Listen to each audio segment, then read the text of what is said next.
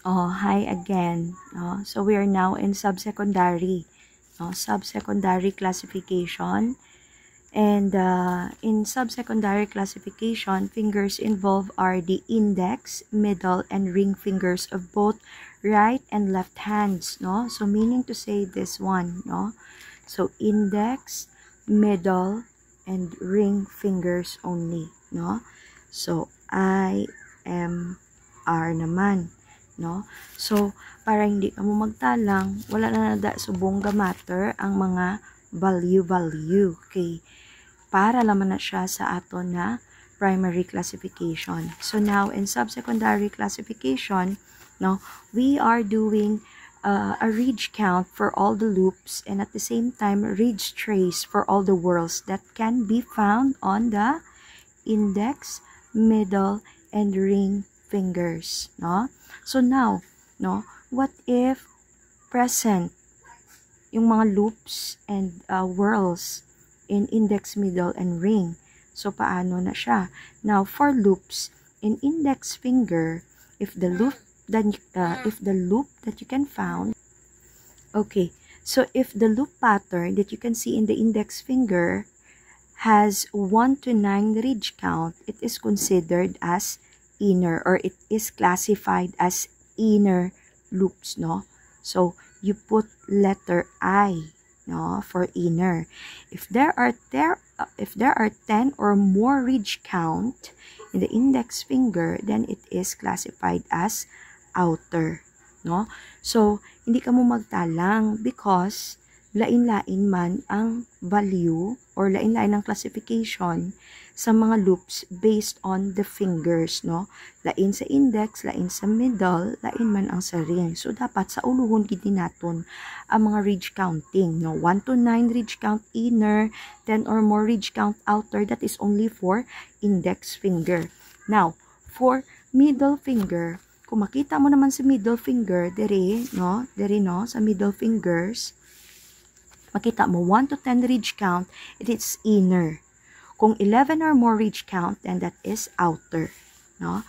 For the ring finger, diri naman, no, ring finger, 1 to 13 ridge count, inner, 14 or more ridge count, outer, no?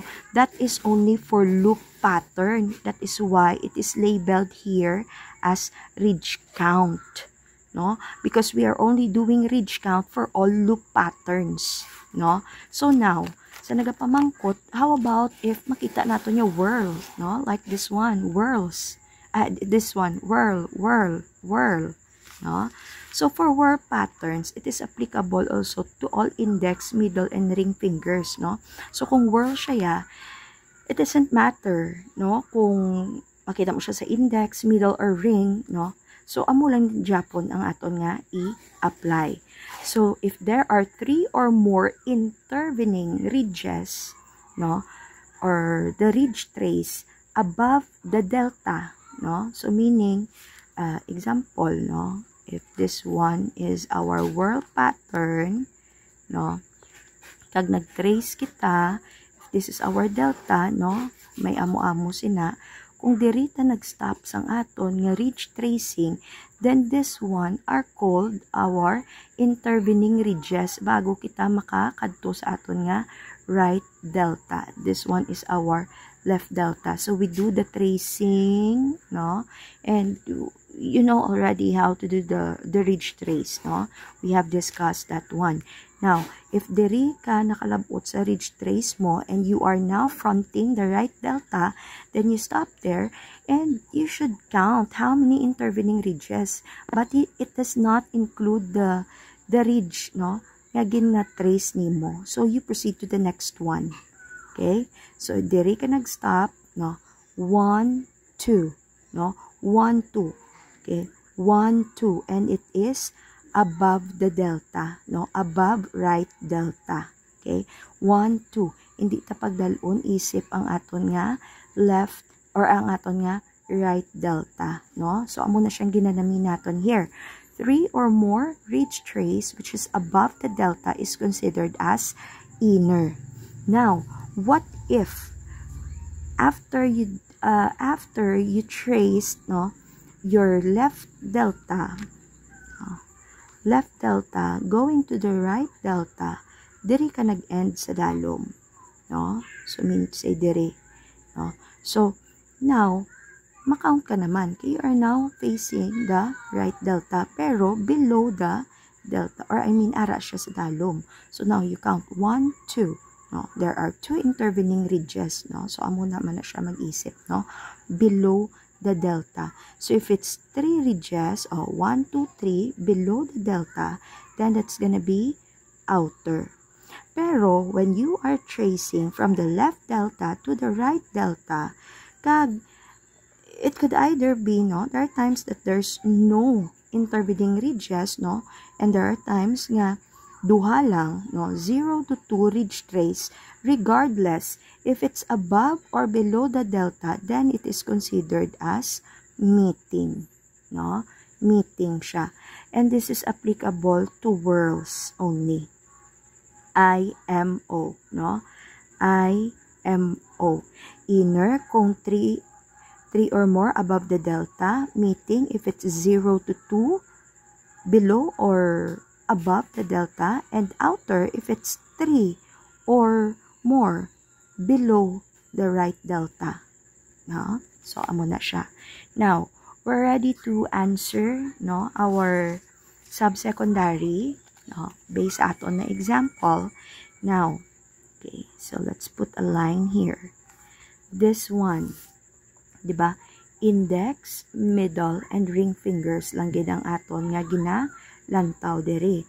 Now, in index finger, diba? This one is loop. So, basically, the number here is the ridge count.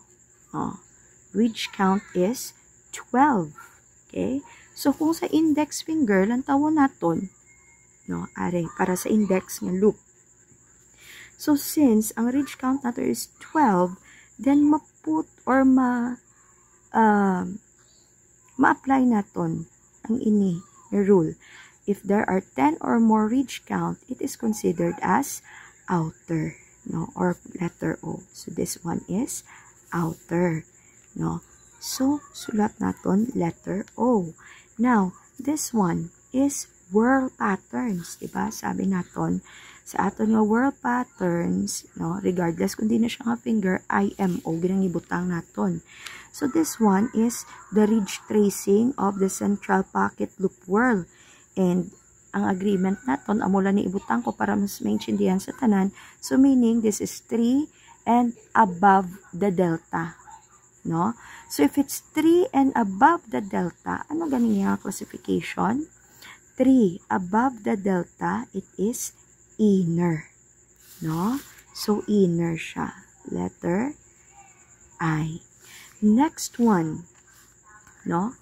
Kung hindi naman siya na belong, no? Or, let's say, hindi siya whorl, hindi man siya loop, then it is always represented by a dash. No? Kaya na siya gani, plain arch.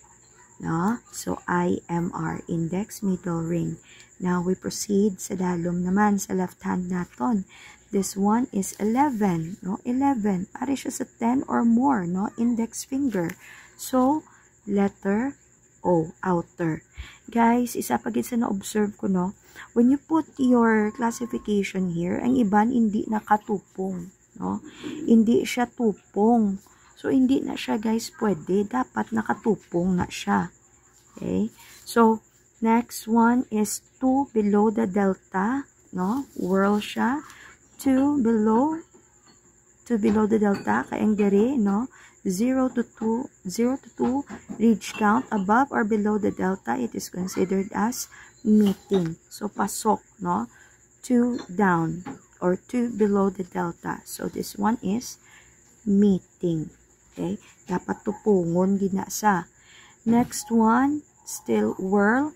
1 and above the delta. Okay? So, 1 above the delta. So, still ma-fall siya as meeting. Okay? So, this is already our answer for subsecondary. So, is it really that hard? Siguro, no? Kasi wala talang masaulo ini. That is why nagakabudlayan kita. Alright? So, I'll proceed to the next na lang. I'll cut this.